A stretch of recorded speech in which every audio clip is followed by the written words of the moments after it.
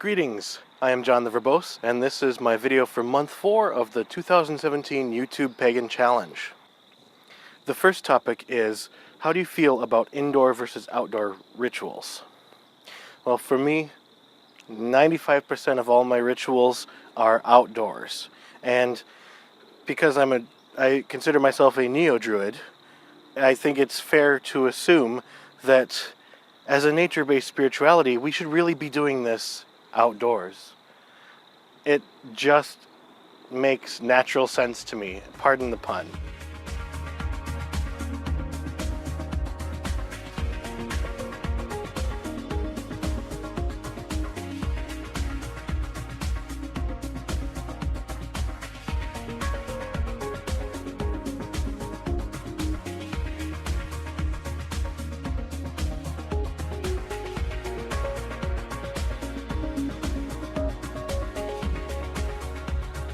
I tend to have my rituals rain or shine, with the one exception is that if there's lightning, don't do it. And that's based on, partially on logic and safety, and also in my tradition as a Reformed Druid, it explicitly states, if there is lightning, do not proceed. So, there you have it. And the second topic for this month's video is, how do you feel about the use of mind-altering substances in your spiritual practice? Well, first of all, I would say, if you can go without it, go without it. If it's not a requirement of your religion, your faith, your spiritual practice, or whatever, then, I don't know, go without it. I personally have tried nutmeg. After researching it heavily, I didn't really want to try it, but out of curiosity, I did. And to say the least, I would not recommend it. It put me on edge. I felt paranoid. And the thing is, you have to take a lot of it to actually feel anything. And by itself, it tastes awful too. So, nutmeg tea, I think, was what I was brewing in bulk, and at first I just felt like I was going about my business like nothing happened, and of course it's not really immediate.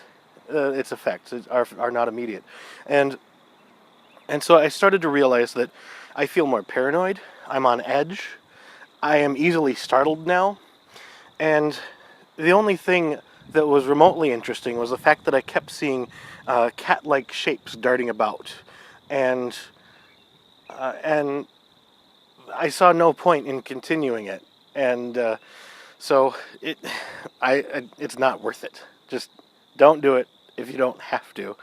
And if you're in a spirituality or religion that you have to do it, why? Think about that. Why do you have to do it? And is that really for you? So, especially if there can be potential negative ramifications. And so, yeah, that's probably just one of the biggest pieces of advice I can give is, if you don't have to do it, don't do it. And if you have to do it, analyze, take a look at yourself and what you're practicing. And the third topic for this month's video is, do you have a code of ethics that you apply to your spiritual practice? And I do. And it's very basic and very poignant at the same time. First and foremost, don't be a douche. And I think that can go without saying. That has broad ways of being interpreted, and that's kind of like every time you have to click accept on these forms that where you're accepting terms and conditions of something, I realize, all this boils down to don't be a douche. And they do specify things out elaborately, but they could sum it up in one phrase: don't be a douche. Also, I balance not being a douche with assuming positive intent. If I am perceiving somebody as being a douche, then first thing is, maybe I'm just misunderstanding them, but maybe they mean well. And I don't know what's going through their mind. I don't know what their struggles are. So let's start by assuming positive intent, and we'll balance that out with reason and critical thinking. So, because there can be a time where people are just intentionally being a douche. But that's what they're doing, and I can only influence that by being the change that I want to see.